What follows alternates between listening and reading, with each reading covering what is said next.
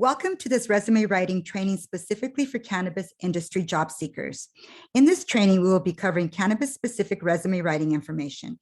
During this session, you will learn how to write an effective resume to help you get an interview for the job you want. Let's get started. Disclaimer, this content was not created by the Department of Cannabis Regulation or the City of Los Angeles, and it's for informational purposes only. This information is subject to change and does not replace or supersede the Los Angeles Municipal Code, nor constitute legal advice. Purpose of a resume. Its aim is to help you obtain a job interview. It is a marketing tool to display your skills and abilities to prospective employers. It should show your strengths and experience that are most relevant to the job you're applying for. And it can also be useful to reflect on your career to date and help you develop it for the future. Now let's take a look at a resume example that needs to be improved. Here you will look at this document that uses two different fonts, which makes it untidy.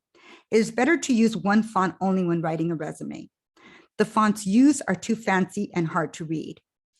The font used for the contact details not only is too fancy and hard to read, but also it is in italics, which should only be used very sparingly to highlight specific words.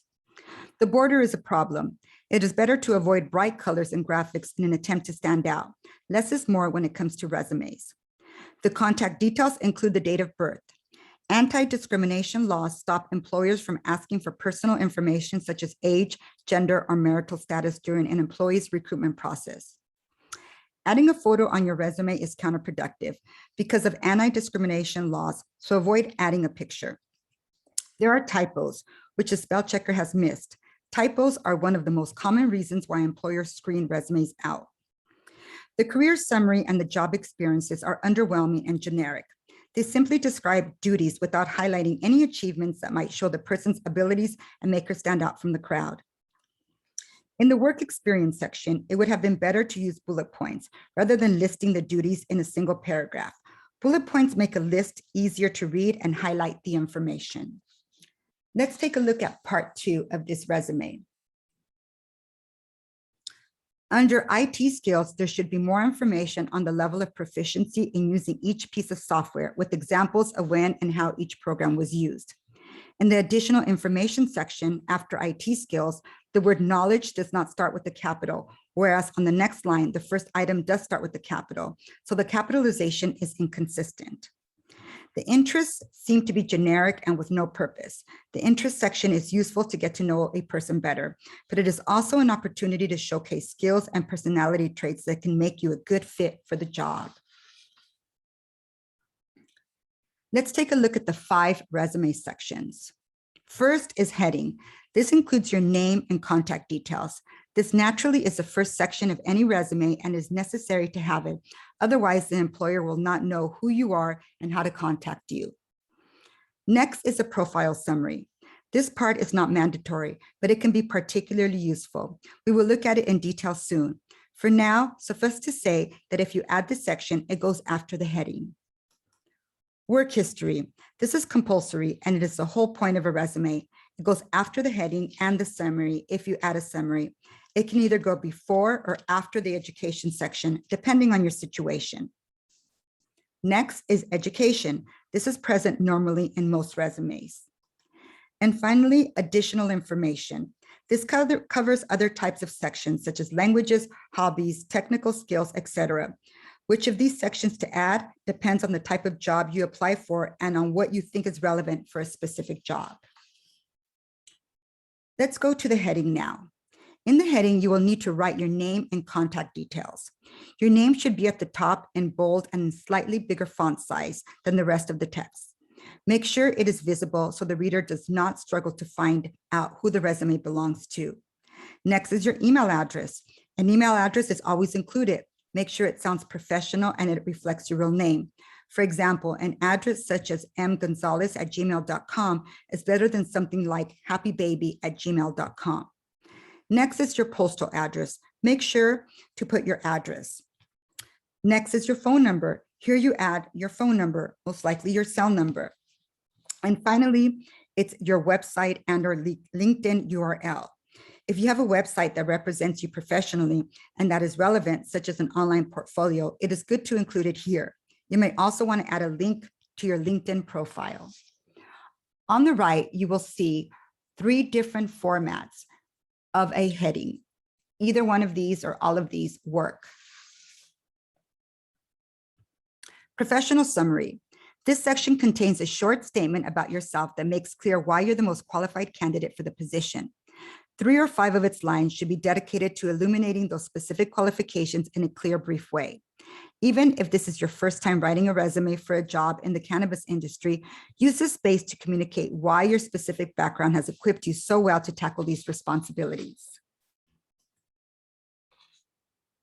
Work history. First, you include the company name, location, total tenure, job title, position dates, role, and scope. If you held more than one position in the same company, list them under the same company name heading. Secondly, focus on the most impressive facts. Save the details for the interview. Next, bring to the forefront accomplishments and activities that are most relevant to the job you're applying for. 4, be specific and measure your accomplishments. Avoid general statements that do not explain what you actually did and why it was good. Give measure and/or provide evidence. Avoid terms such as worked on. Explain what you did, such as did you oversee a strategy or did you analyze data? And 5th, turn job duties to accomplishments by focusing on problem, action, result. First, you mention a problem that you had to solve. Second, you explain what action you took to solve the problem. And third, explain what happened as a result of your action. Where possible, use numbers to quantify the results. From job duty to accomplishment. Here are examples of how you can show the job duty you had and the accomplishment. First, manage budget. Accomplishment, manage a $250,000 budget with a 20% cost reduction in 1 year. Job duty, conducted market research. Accomplishment, conducted in-depth analysis of 80 competitors and more than 50 end markets. Job duty, trained employees. Accomplishment, trained over 30 employees in 1 year, leading to 30% increase in productivity rate. Next, job duty, provide customer service. Accomplishment, efficiently assisted customers, leading to referrals that generated over 50 new clients in 6 months. Next, job duty, manage the team. Accomplishment, successfully manage a team of 10, leading to reduction in yearly sickness absence of 80%. Education. If you have one, go ahead and include your college degree on your resume for cannabis industry jobs. Depending on what kind of position you're after and the type of degree you've earned, a degree might prove useful. Be sure to include the name of the institution you attended. Number 1, list qualification in reverse chronological order. 2, place before work experience if recently graduated. 3, place after work history if you have more than 10 years work experience. 4, leave out the dates of your education if you have more than 10 years of work experience. Additional information. You can have a section called additional information and list a variety of things under this section or have specific sections according to the type of information you want to add. First is additional training. These qualifications need to be listed in reverse chronological order. Next is languages. If you speak more than one language, you may want to list them in order of relevance to the job. Indicate your level of proficiency, such as native, fluent, intermediate, and basic. Next is IT skills and/or technical proficiency.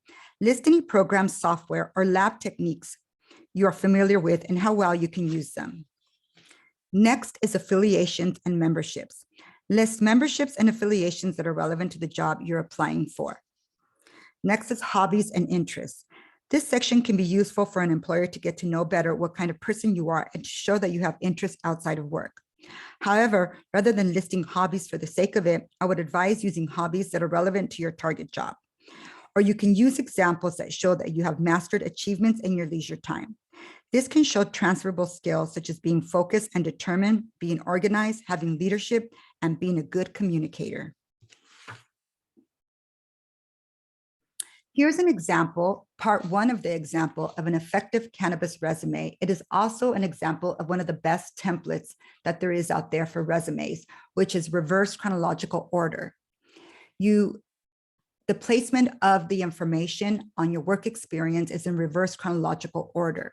Here you see part two of it, where you see the work experience is placed in reverse chronological order.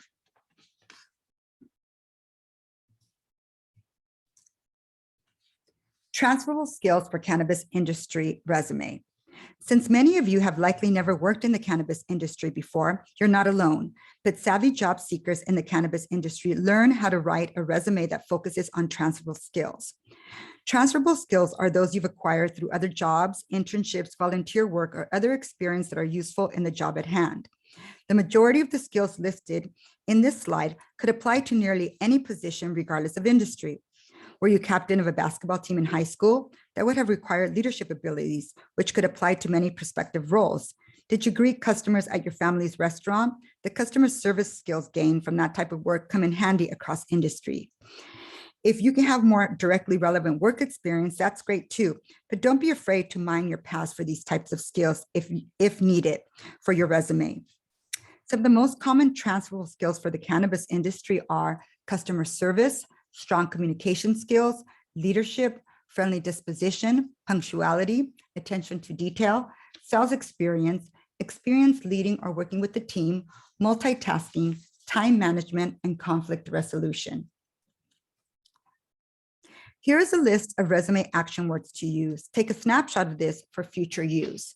Some of these words are insightful, professional, astute, diligent, reliable, a self-starter, motivated, dynamic, organized, passionate, meticulous, thoughtful, intelligent, cutting edge, ingenious, unique, skilled, competent, devoted, genuine, attentive, dedicated, determined, sincere, knowledgeable, persistent, disciplined, and honest.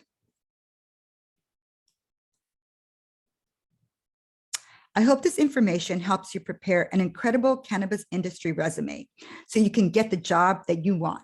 Best of luck to you.